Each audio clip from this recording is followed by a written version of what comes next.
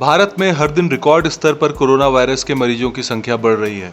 America और Brazil के बाद हर दिन सबसे ज्यादा मामले भारत में सामने आ रहे हैं। देश में कुल संक्रमितों की संख्या 9 लाख के पार पहुंच गई है। स्वास्थ्य मंत्रालय के ताजा आंकड़ों के मुताबिक देश में अब तक 9,06,752 लोग कोरोना से संक्रमित हो चुके हैं। इनमें से 23,727 लोगों की मौत हो चुकी है। पिछले 24 घंटों में कोरोना वायरस के 28,498 नए मामले सामने आए और 553 मौतें हुई हैं। राहत की बात यह है कि 5,71,000 लोग ठीक भी हुए हैं, जिसके बाद भारत में रिकवरी रेट 63.02% हो गया है। वहीं कोरोना के बढ़ते मामलों के बीच Indian council of medical research यानी ICMR ने कहा है कि भारत ने 13 जुलाई तक कोविड-19 के लिए 1,20,92,503 नमूनों का परीक्षण किया, जिसमें से कल 2,86,247 नमूनों का परीक्षण किया गया। देश में कोरोना वायरस के लगातार मामलों को देखते हुए एहतियातन सख्त कदम उठाए जा रहे हैं। इसी के चलते कर्नाटक के कालाबुर्गी में पूर्ण लॉकडाउन कर दिया गया है। राज्य सरकार ने 2 अगस्त तक सभी रविवारों को राज्य में पूर्ण तालाबंदी की घोषणा की है। इसके अलावा पुणे और बेंगलुरु में भी 7 और 10 दिनों का लॉकडाउन मंगलवार से शुरू किया गया।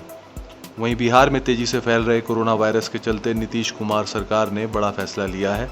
पूरे प्रदेश में 15 दिनों तक पूर्ण लॉकडाउन लागू कर दिया गया है। अब बिहार में 16 से 31 जुलाई तक पूर्ण लॉकडाउन रहेगा।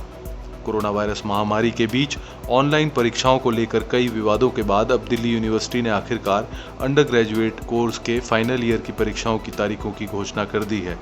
मंगलवार को हाईकोर्ट में बताया गया कि अंडर ग्रेजुएट कोर्स के फाइनल ईयर के ऑनलाइन एग्जाम 10 अगस्त से शुरू किए जाएंगे और 31 अगस्त तक खत्म होंगे।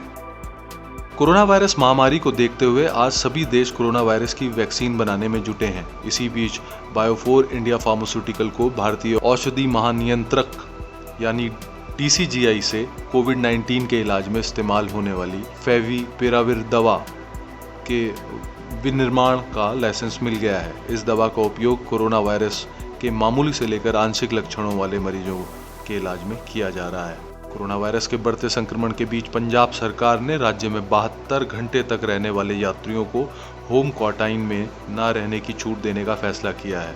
हालांकि ऐसे यात्रियों को चेक पोस्ट पर कुछ जरूरी प्रक्रियाओं का पालन करना अनिवार्य होगा। पंजाब के मुख्यमंत्री कैप्टन अमरिंदर सिंह ने मंगलवार को बताया कि पंजाब में परीक्षा देने वाले छात्रों और व्यावसायिक यात्रियों को ध्यान में रखकर नियम में बदलाव किया गया है। पंजाब में 8,168 कुल संक्रमितों की संख्या है। 204 लोगों की मौत हो चुकी है।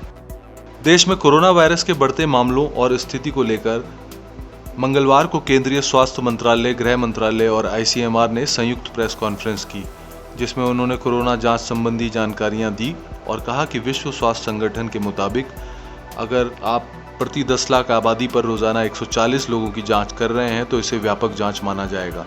इसलिए हेल्थ मिनिस्ट्री ने राज्यों से कहा है कि उन्हें कोरोना टेस्टिंग को बढ़ाने की जरूरत है और हेल्थ मिनिस्ट्री ने राज्यों को सावधानी बरतने की सलाह भी दी है। कोरोना पॉजिटिव पाए जाने के बाद बॉलीवुड एक्टर अमिताभ बच्चन और उनके बेटे अभिषेक बच्चन मुंबई के नानावती हॉस्पिटल में हैं। इस बीच उनकी हेल्थ को लेकर खबर आई है। डॉक्टर्स का कहना है कि अब उनका स्वास्थ्य बेहतर है।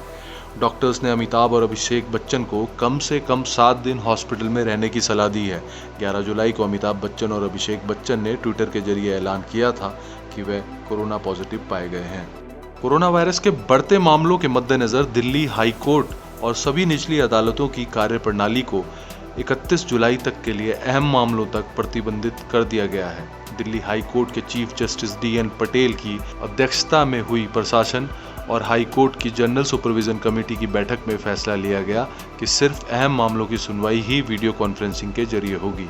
वहीं पूरे विश्व में कोरोना वायरस के बढ़ते खतरे को देखते हुए WHO लगातार देशों को चेतावनी दे रहा है। WHO का कहना है कि पूरे विश्व में 5 दिन के अंदर ही कोरोना वायरस के 10 लाख से ज्यादा मामले सामने आ चुके हैं, जो कि एक खतरे की घंटी है। इसे देखते हुए सभी देशों को सावधानी बरतने की हिदायत दी गई है और लापरवाही ना करने की WHO ने चेतावनी दी है। कोरोना वायरस के बढ़ते संकट पर लगातार चेतावनी तो जारी हो रही है, लेकिन कोरोना वायरस का कहर पूरी दुनिया पर बरकरार है। कोरोना वायरस के वैश्विक संकट की बात करें तो विश्व में कोरोना संक्रमितों की संख्या 1,31,27,000 हो चुकी है और 5,73,663 लोगों की मौत हो चुकी है। जॉन हॉपकिंस यूनिवर्सिटी के मुताबिक पूरे विश्व में अमेरिका कोरोना के कहर से सबसे ज्यादा प्रभावित है, जहां 33,64,547 मामले हैं।